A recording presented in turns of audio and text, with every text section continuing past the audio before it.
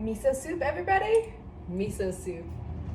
But first, we light our candle, set our intention, and my intention today is to convey the importance of knowing ourselves when it comes to our eating challenges and our challenges in life in general. So that is my intention.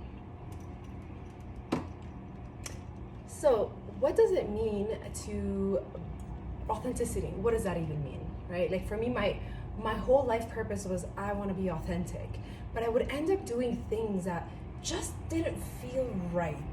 I would say something, I would overshare something because I felt like that was my authentic self speaking, and then afterwards I would feel really ashamed and I would want to close off because the person didn't react the way that I thought they would or the way that I wanted to be received, and that would really impact me.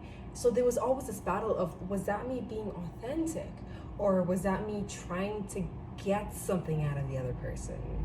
And that is where our manipulation techniques come in.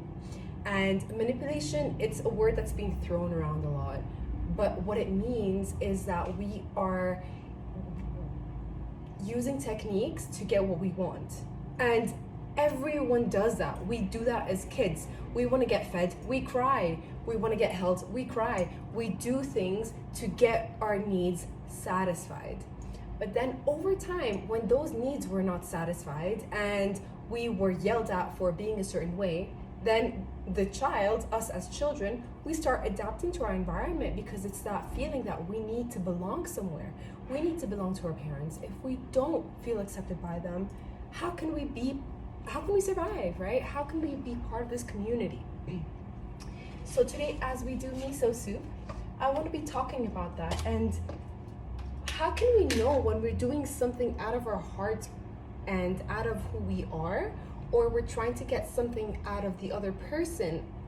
And it could be any kind of expectation. It doesn't have to be something mean or, just intense. Like, it could be anything. For example, our eating challenges can reflect this by saying, I want to eat vegan, right?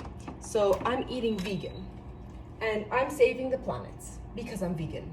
And I want to tell everybody that I became vegan because that just shows how healthy I am and how much I'm taking care of the animals and peace and love, right? So again, being vegan is neutral. You can be vegan because you love vegetables and meat just does not work for you. You could be vegan because you really care about animals, but you keep it to yourself and you don't want to be part of this whole disastrous and maybe sometimes monstrous way of dealing with animal slaughter.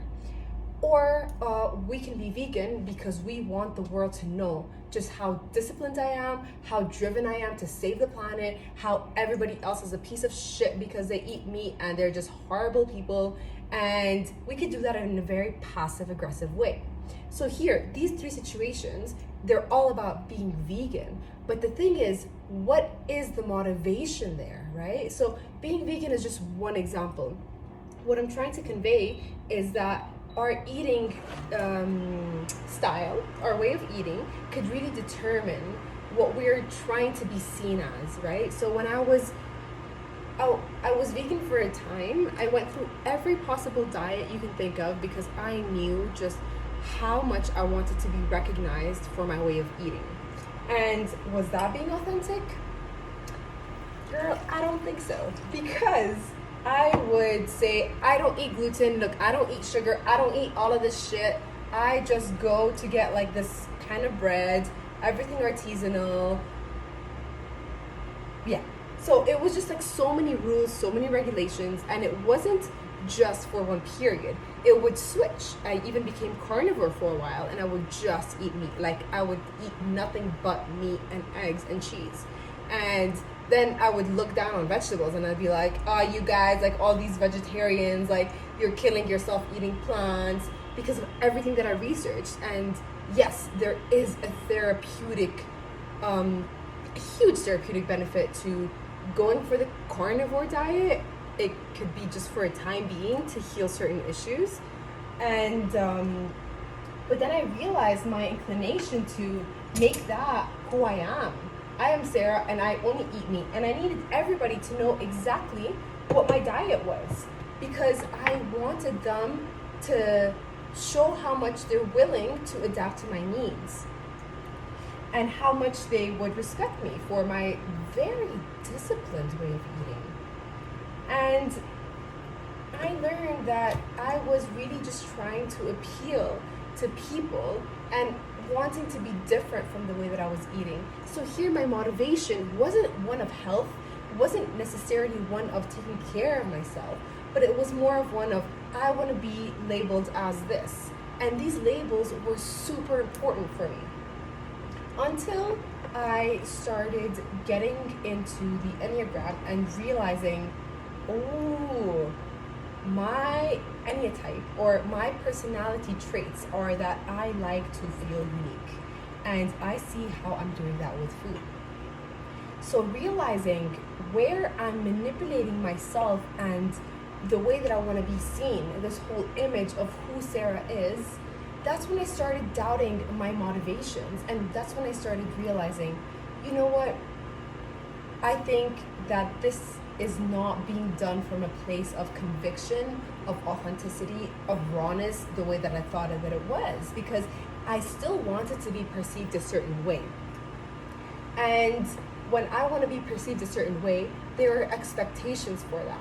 And with those expectations, my inner voice was being dimmed. As much as I didn't want to realize that, because it felt so good being different. And until I realized like that is what my neurosis is. And again, I speak all of this with so much love because I love my neurosis. But if I'm not aware of it, I'm just going to be saying that, oh, this is healthy for me, and everybody else is not aware of what is healthy. So that was something that was really helpful to me.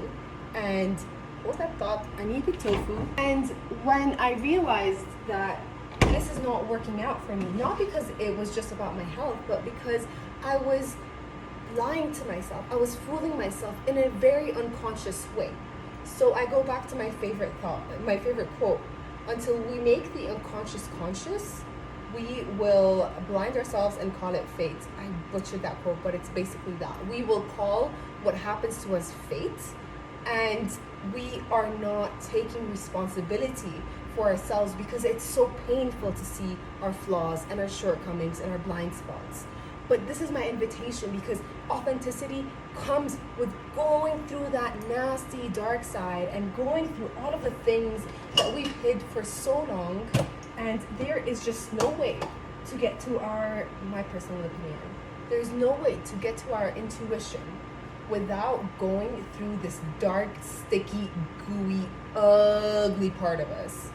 And it's really not that ugly. We just think that it is because we've conditioned ourselves to believe that nobody would want that until we fall in love with ourselves, which is an ongoing thing. I will not say that I don't have my moments of really criticizing everything that I do, but again, I'm aware of that, and it's just so empowering to know where my blind spots are, because then when people call me out on that, I don't end up hating them.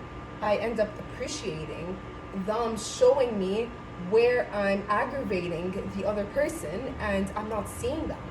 So it's just a place where there's so much empowerment and there's so much richness in it. There's so much richness, my friends, but we need to go into the dark side to make the unconscious conscious, which is a really beautiful process. I think I added a lot of spinach, but it's a big difference when we are able to really come from a place of that might be an option. I might have done that for that reason.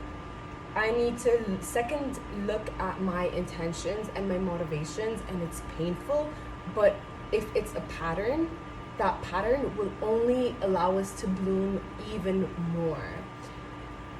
And I will send a picture with my final miso because it's almost done, but I really hope this was important and impactful to you.